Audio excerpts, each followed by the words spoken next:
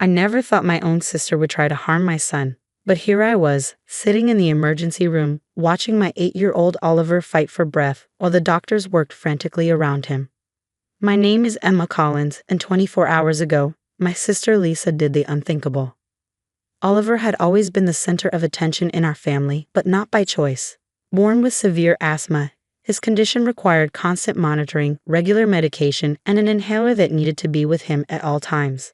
My parents, despite having 2 other grandchildren, focused much of their concern on Oliver's health. This attention drove Lisa crazy. "He's faking it for attention," she'd often muttered during family gatherings. "Just like you did when we were kids." I never faked anything as a child, but Lisa had convinced herself that my childhood allergies were just ploys for our parents' attention. Now she projected that same belief onto my son. Yesterday morning started normally. I dropped Oliver at school, his inhaler safely tucked in his backpack where he could easily reach it. He knew the routine: 1 puff if he felt short of breath, call mom if it got worse. At lunch, I received a video message from Lisa. My heart stopped when I opened it. The video showed her in Oliver's room, holding his inhaler. "Time for a little reality check," she whispered to the camera. "Let's see how bad his asthma really is." She pulled out an identical but empty inhaler and switched them, tucking the real one into her purse. I immediately called the school, but Lisa had sent the video during her lunch break. She knew I'd be in meetings all morning. By the time I saw it, 3 hours had passed. The school secretary answered, her voice tense. "Mrs. Collins, we've been trying to reach you. Oliver's had an asthma attack. The inhaler wasn't working, and he's been taken to Memorial Hospital." The world spun around me as I grabbed my keys and ran to my car. During the drive, my phone kept buzzing with messages from Lisa. "He's fine. Stop being dramatic. This will teach him to stop exaggerating. Maybe now he'll learn not to rely on that inhaler so much." When I reached the hospital, my parents were already there. Mom rushed to hug me, her face streaked with tears. "The doctor said his oxygen levels were dangerously low," she explained. If his teacher hadn't recognized the severity of the attack so quickly, I pulled out my phone and showed them Lisa's video. The color drained from my father's face, but my mother immediately started making excuses. "She didn't mean any harm," Mom insisted. "You know how Lisa gets about attention. She probably thought she was helping." "Helping?" I exploded. "She deliberately took away his medication. She recorded herself doing it." "Lower your voice," my father warned. "Lisa's always been competitive about attention, but she wouldn't really hurt Oliver." The doctor interrupted our discussion, his expression grave. "Mrs. Collins, we need to talk about what happened. The inhaler your son was using was empty, completely empty, not just used up but deliberately cleared out. In a severe asthmatic like Oliver, this could have been fatal." I showed him Lisa's video. His face hardened as he watched. "I'm obligated to report this," he said. "Deliberately withholding life-saving medication from a child is abuse. The police will need to be involved." My parents protested immediately. "It was just a misunderstanding," Mom pleaded. "A family matter. We can handle this ourselves." But as I watched Oliver lying in the hospital bed, his small chest rising and falling with the help of oxygen, I knew this was more than a family matter. This was attempted harm against my child. My phone buzzed again. Another message from Lisa. "See? He's fine. Stop being so overprotective. Maybe now everyone will see he's been exaggerating all along." I handed my phone to the doctor, who immediately called hospital security. What he'd seen in Oliver's test results would change everything. But Lisa didn't know that yet. The pediatric ICU was quiet except for the steady beeping of Oliver's heart monitor when Detective Martinez arrived. She reviewed Lisa's video, her expression darkening with each passing second. "Mrs. Collins," she said, closing her notebook. "The hospital lab found traces of a foreign substance in your son's airways. Something that was deliberately introduced into the empty inhaler. This is no longer just about withholding medication." My parents, who had been hovering nearby, froze. "What substance?" my father asked, his voice shaking. The detective consulted her notes. Traces of powdered cleaning agent. Not enough to be immediately fatal, but combined with an asthma attack. She let the sentence hang in the air. My mother collapsed into a chair, her excuses finally failing her. This wasn't just Lisa being competitive or jealous. This was calculated harm. "We found this in the school security footage," Detective Martinez continued, holding up her tablet. The video showed Lisa entering Oliver's classroom during lunch break, while the kids were in the cafeteria. She went straight to his backpack, switched the inhalers, and then, most chillingly, sprinkled something into the empty one before replacing it. "I've already sent officers to your sister's house," the detective informed me. "Given the evidence of premeditation and the dangerous substance involved, we're treating this as attempted assault of a minor." My phone lit up with a call from Lisa. Detective Martinez nodded, gesturing for me to answer and put it on speaker. "Emma, tell them to leave me alone." Lisa's voice was shrill. "Those cops are at my house. This is ridiculous. It was just a lesson." "A lesson?" I felt my voice shake. "You put cleaning powder in his inhaler, Lisa." There was a moment of silence.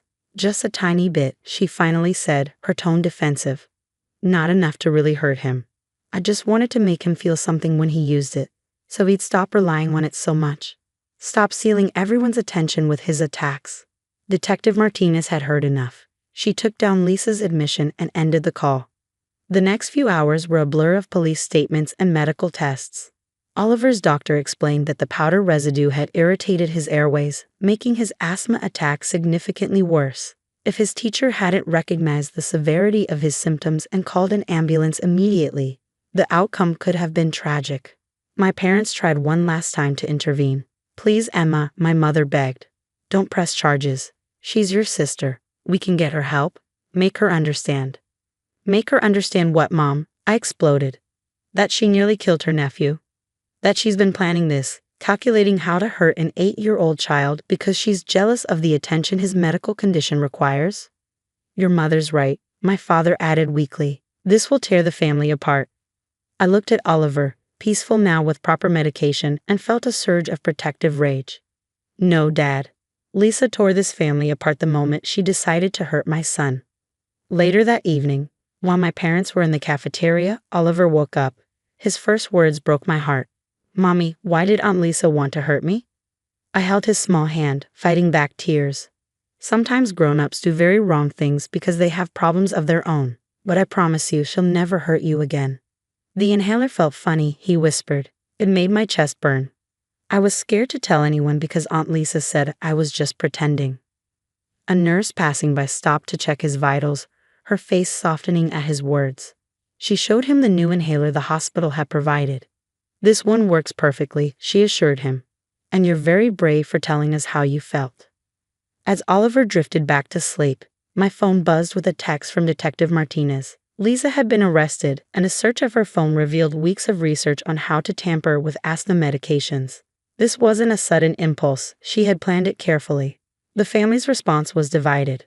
My mother's sister called, horrified by Lisa's actions and offering her full support. But my parents still wavered, torn between their daughters, unable to fully acknowledge the severity of what Lisa had done. "She needs help," my mother insisted, "not punishment." I looked at her steadily. "She needs both, and Oliver needs to know that his family will protect him, not make excuses for someone who tried to hurt him." The weight of my words seemed to finally reach them. My father sank into a chair, suddenly looking old and tired. "Where did we go wrong?" he whispered. But I knew this wasn't about their parenting. This was about Lisa's choices, her deliberate decisions, her calculated plan to harm a child to satisfy her own twisted need for attention. As night fell over the hospital, I watched Oliver sleep, knowing that tomorrow would bring more challenges. The family would never be the same, but maybe that wasn't entirely a bad thing. 3 months later, I sat in the courtroom, watching Lisa plead guilty to attempted assault of a minor and tampering with medical equipment. Her lawyer had advised her to take a plea deal after the prosecution presented overwhelming evidence of premeditation. The judge leaned forward, his expression stern. "Ms. Collins, your actions show a disturbing pattern of calculated malice toward a child, your own nephew. The court has reviewed your phone records, showing extensive research into how to cause an asthma attack and tamper with medication. This was no impulsive act." Lisa stood there, wearing a black pantsuit that seemed too big for her now. 3 months in jail awaiting trial had stripped away her usual confidence. "Would you like to address the court before sentencing?" the judge asked. Lisa's voice trembled. I never meant for Oliver to end up in the hospital. I just wanted him to stop being the center of attention, to prove he was exaggerating." The judge cut her off. "You researched how to trigger an asthma attack in a child." You contaminated medical equipment with harmful substances. Your intent is clear in your own recorded words and actions. The sentence came down: 5 years in prison, followed by 5 years of probation. She was barred from any contact with Oliver or any other minors and required to undergo extensive psychiatric evaluation and treatment. My parents sat behind me, finally united in their understanding of Lisa's actions after seeing all the evidence. The series of text messages she'd sent to her friends, joking about teaching Oliver a lesson he'd never forget, had finally shattered their illusions.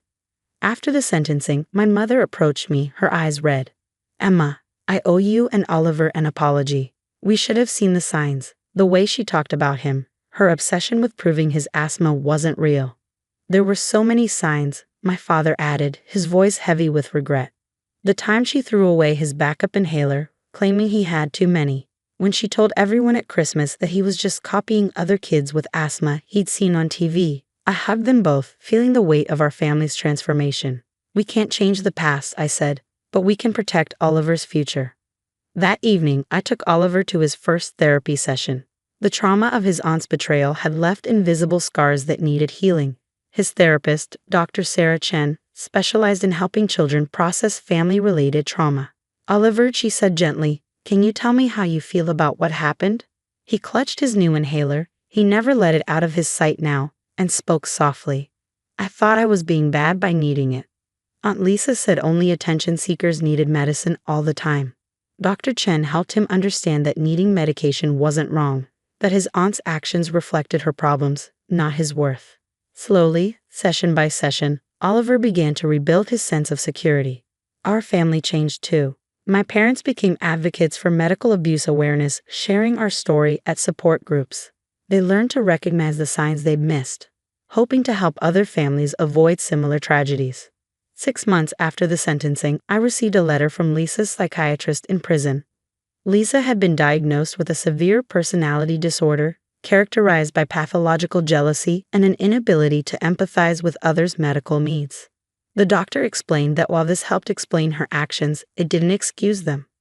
Oliver's recovery brought unexpected bright spots. His story inspired his school to implement new medical safety protocols.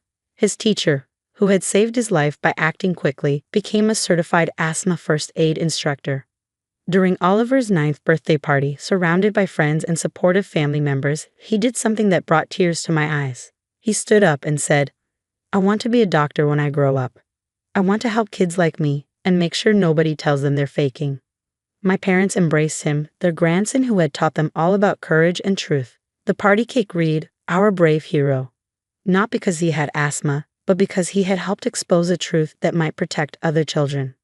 As for Lisa, she sends monthly letters from prison to our parents, but I've returned each one she's tried to send to us. Some bridges, once burned, can't be rebuilt. Some trust, once broken, must stay broken for safety's sake. Oliver still asks about her sometimes, but not with fear anymore. "I feel sad for Aunt Lisa," he told his therapist recently. "She must have been really sick in her head to want to hurt me. But I'm not sick in my head. I just have asthma, and that's okay." Out of our family's darkest moment came unexpected light, stronger medical safeguards, deeper understanding, and a little boy's dream of helping others. Sometimes the worst betrayals lead to the most important transformations.